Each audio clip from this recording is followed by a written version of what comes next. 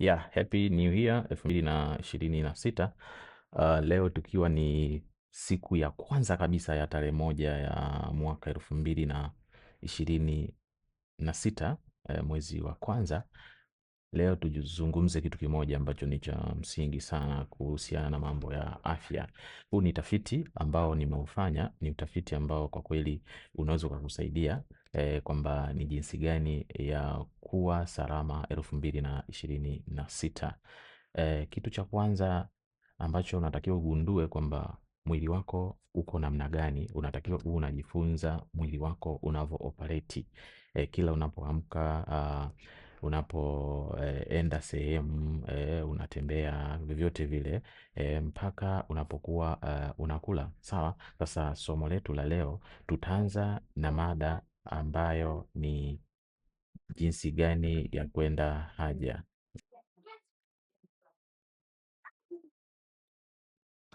Ya, ndugu mtazamaji, ni kwamba hutakiwi kwenda haja ndani ya dakika 3. Unapoenda haja zisizidi dakika 3. Huu ni utafiti ambao hata wewe mwenyewe unaweza kuufanya kwamba unapoenda haja kubwa, kwa maana kwamba umeenda chooni, sawa, hutakiwi kwenda dakika 3.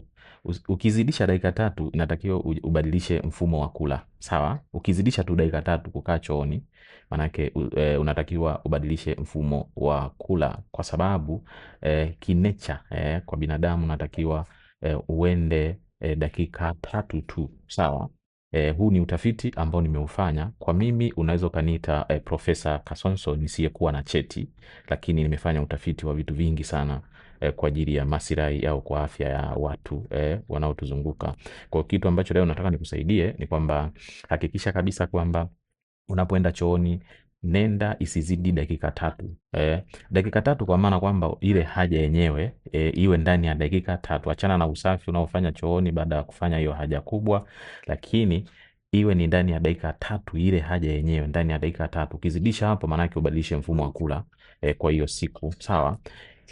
Hili ni somo ambalo ni la kawaida, kwa mtu mwingine unaweza kalichukulia la kawaida, lakini kwenda haja ni ishara nyingine ya wewe afya yako iko namna gani. Ukizidisha dakika 3 maana yake tayari hapo kuna kitu ambacho umekula ambacho sio sahihi. Nenda, hebu fuatilia hata wanyama.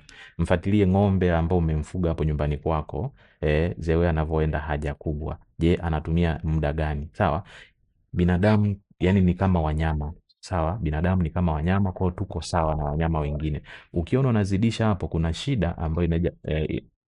shida ambayo inaweza kujitokeza kwenye afya yako ya mwili. Kwa hiyo hiki ni kipengele ambacho nitaka nikigusie, ukifahamu kwa undani zaidi umuhimu wa kwenda haja, yani kwamba haja ile haja kubwa inatakiwa kwamba isizidi dakika ngapi?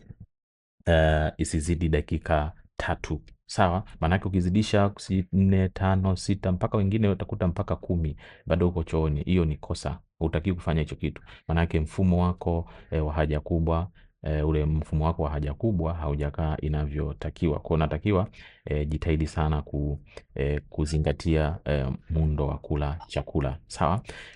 Kitu cha pili ni natural healing, sawa. Natural healing, hiki kitu ambacho watu wengi nao wanakipuzia, sawa. Nataka nikutolee siri ya jinsi gani ya kufanya natural healing, kwamba ule uponyaji wa asilia. Sisi binadamu ni wanyama by nature. Kuna kitu kidogo tumeviolate asili yetu, jinsi gani ya kuishi kulingana na utandawazi, mambo ya science na teknolojia. Tunaita mambo ya science na teknolojia vimejaribu kuenda tofauti na asili yetu tunavyotakiwa tuwe, sawa. Kitu cha kingine kwa sisi hasa sana, kuna baadhi ya watu wanaishi mjini, sawa. Watu wanaoishi mjini wanakumbwa na tunaita kwamba na nini, na magonjwa aina mbalimbali. Kuna watu wana visukari, mapresha, vyote hivi vinasababishwa na either ulaji mbaya wa chakula, mnadi umekula alafu mwili haupati muda sahihi wa kuunganishwa na dunia ilivyo kiuasilia. Yani mwili wako hauunganishwi na asili ya dunia. Watu wengi huwa hatufanyi mazoezi. Kuna baadhi watu wengine wanajifariji labda na mazoezi ya gym ambayo kwenye gym unakuwa eneo ambalo uko aina moja. Hilo ni eneo ambalo sio sahihi sana, kwa sababu haui kwenye yani hauji expose kwenye universe. Shida ndio hiko hapo, yani kwamba mtu hautaki kujiexpose kwenye universe.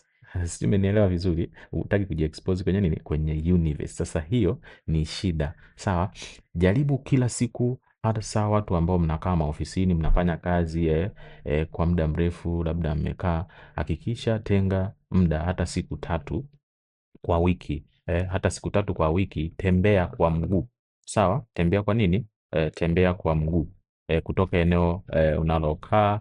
Labda unaweza kutumia, kwa mfano naweza nikakupa muundo wa kwanza kutembea kwa mguu. Ni kwamba kitu cha kwanza unachotakiwa kukifanya, amka labda asubuhi, umetenga hiyo siku yako moja, sawa, ya kwamba leo nataka kutembea kwa mguu. Sawa, kwa mtu ambaye unaanza, tumia dakika 15. Nataka nikuambie interval ya wewe mtu unayeanza, anza kwanza na dakika 15. Tembea vyovyote unavyotembea, lakini jaribu utumie dakika ngapi? Dakika 15 eneo unaloenda. Sawa, zeni rudi dakika 15. Hiyo ni natural healing. Sawa, ondoka dakika 15 zeni rudi dakika 10 na ngapi? 15. Hiyo ni hatua ya kwanza. Siku nyingine utakapokuwa unaanza kutembea, tembea nusu saa. Tembea nusu saa kwenda, alafu unaporudi nusu saa unatembea kwa mguu, ndugu mtazamaji. Sawa, siku nyingine utakapoenda, siku ya 3, nenda tembea lisali moja, alafu rudi lisali moja. Sawa, hivi hivyo siku nyingine tembea masaa mawili, tembea lisali moja dakika 15. Zeni kurudi itakuwa muundo huo huo. Unapoenda tena hivyo hivyo. Sawa, jaribu kufanya hicho kitu kwa interval ambao nimekupatia. Hiyo tunaita natural healing. Ukifanya hicho kitu, kuna namna fulani utaanza kujitathmini, mwili wako uko na afya. Mwili wako kwanza mtu unakuwa na furaha. Sawa, kwanza mtu unakuwa na nini? Na furaha, ukizingatia nini tunaita natural healing. Sawa, hii ni tunaita ni tiba ya asilia ambayo watu wengi hawaifanyi. Tujaribu siku moja, au hata kama watu ambao tuko busy na kazi, tujaribu hata siku, tunaweza sema kwamba siku 3 kwa wiki moja. Jaribu kuupa mwili wako utembee kwa nini? Kwa mguu. Upange, sio ile hali ya kutembea kwamba sijui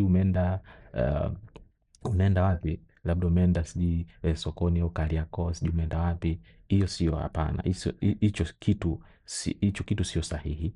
Unatakiwa pangilia kwamba leo natembea, kwamba unaenda sehemu fulani. Sawa, kwa hatua kadhaa. Hiyo inakutengenezea kwamba kuna feeling fulani ambazo unafanyaje, unazipata unapoanza kujiandaa kwamba leo ni siku ya kutembea au kufanya mazoezi kwenda sehemu fulani. Yani hiyo uwe kwenye exposure ya dunia. Sawa, exposure ya dunia, usiwe ndani. Najua, jaribu hata jua nalo likuchome. Sawa, jaribu nalo jua lifanyaje, likuchome, zeni unakuwa ni mtu ambaye utaona kitu fulani, mabadiliko ya mfumo wako wa mwili. Na utakapoanza kuona mwili wako uko vizuri, ni pale unapokuwa na furaha. Unapokuwa na furaha, maana yake tayari wewe una afya. Yani kuna ile furaha inakuja automatic. Ile furaha ambayo inakuja automatic ile, tayari wewe ni factor nyingine ya kusema uko na nini? Uko na afya. Kingine cha mwisho, kwa huu mwaka 2026, leo ikiwa tarehe 1 ya mwezi wa kwanza, siku ya kwanza kabisa 2026, lengo kubwa ni sisi kufanyaje, kuwa fiti huu mwaka 2026. Maanake kwamba mtu ukiwa na afya nzuri, mambo yako yote yanaenda kwenda sawa inavyotakiwa, lakini afya yako ikiwa mbovu, maanake mambo hayawezi kwenda. Ndio maana nimeona nije moja kwa moja kwenye kamera, nikujulishe kitu ambacho unatakiwa uwe unakifanya kwenye afya yako. Kitu cha kwanza, utajiri wa kwanza ni afya yako. Ukikosea afya yako, kila kitu hakitakuwa kinaenda sawa inavyotakiwa. Kwa hiyo kitu cha kwanza, zingatia nini? Zingatia afya yako. Hicho ndo kitu cha msingi ambacho kinatakiwa kufanyika. Alafu la mwisho, jaribu angalau kutembea peku hata eneo lako la karibu. Maanake ukienda kutembea peku hadharani, watu wataanza kushangaa, hasa watu wa mjini. Kwa hiyo tembea peku mazingira yako ya nyumbani ambayo yana udongo moja kwa moja. Simama hata dakika 30, au hata lisali moja, labda sijui dakika 40, 50 au lisali moja, jaribu kutembea peku kwenye manyasi, kanyaga, lakini hakikisha hiyo sehemu ambayo unakanyaga jaribu iwe ni sehemu ambayo kwa kweli iko na vizuri, usije ukakanyaga chupa, maana vitu vingine kama miba ikakuumiza. Kwa hiyo jaribu kutembea ambao unaona ni sehemu sahihi, sehemu ya manyasi. Kwa mfano kipindi hiki mvua imenyesha, mvua imenyesha, kwa hiyo ni kitu kizuri sana kwako kufanya nini? Kufanya natural healing. Fanya hivyo, iwe ndo ratiba angalau kwa siku, uwe angalau unatembea kwa nini? Unatembea peku. Ukifanya kitu kama hicho hapo kidogo itakusaidia uwe na afya njema. Afya njema ukiwa nayo utakuwa na furaha, na ukiwa na furaha manake 2026 ndo mwaka wako. Hakuna miujiza katika hii dunia, ni wewe kwanza kuitathmini afya yako iko vipi. Hakikisha nenda haja isizidi dakika 3 unapoenda haja. Ukiona zimezidi dakika 3 unapoenda haja, inabidi ubadilishe mfumo wako wa chakula. Sawa? Haja ni tunaita nini? Ni feedback, ni mrejesho. Haja kubwa unapoenda chooni ni mrejesho wa nini ulichokula. Si umenielewa? Yani vyovyote vile unavyoenda haja, yani haja yako ikiwa tofauti na inavyotegemewa ile haja kubwa, manake ujue hiyo ni taarifa kwamba umekula vibaya. Kwa unatakiwa urekebishe mfumo wa kula. Mfumo wa kula ukiwa mbaya, manake ndo huo moja kwa moja unaenda kukuharibu nini? Unajua unaenda kukuharibu unaita afya yako. Sawa? Kwa muda mwingine tusipende kula tu mradi tunakula. Sawa? Na tukimalizia, tukiongezea ni kwamba hata maji ya kunywa na unatakiwa yazingatie 2026. Maji ya kunywa sahihi. Sawa? Maji ya kunywa sahihi either ni ya yale ambayo yanatoka kwenye chemchemi moja kwa moja, sawa, au ni yale maji ambayo ni ya kisima, maji ambayo ni ya kisima, sawa. Alafu kingine ni yale maji ya nini? Tunaita ya mvua. Sawa, maji ya nini? Ya mvua, mradi labda bati lako liwe safi. Sio maji ya mvua ambayo bati linakutu, hapana. Maji ya mvua kwa bati ambayo liko vizuri, nao ni salama. Nitakuja kuelezea umuhimu haya maji, japo wengine kuna wanaongea tofauti, lakini maji nayo ni kitu cha msingi. Bora unywe maji ya mvua kuliko maji mengine. Sitaki kutaja maji mengine, ila bora unywe maji, sawa, kuliko kunywa maji mengine. Hii ni natural healing. Nimekuelezea tu kwa kudokoa ili mwaka wako 2026 ukawe mwaka ambao ni wa afya. Baada ya kuwa na afya ndipo naenda kufanikiwa. Lakini kama huna afya, ndugu yangu, nzuri, sawa, huwezi kufanikiwa.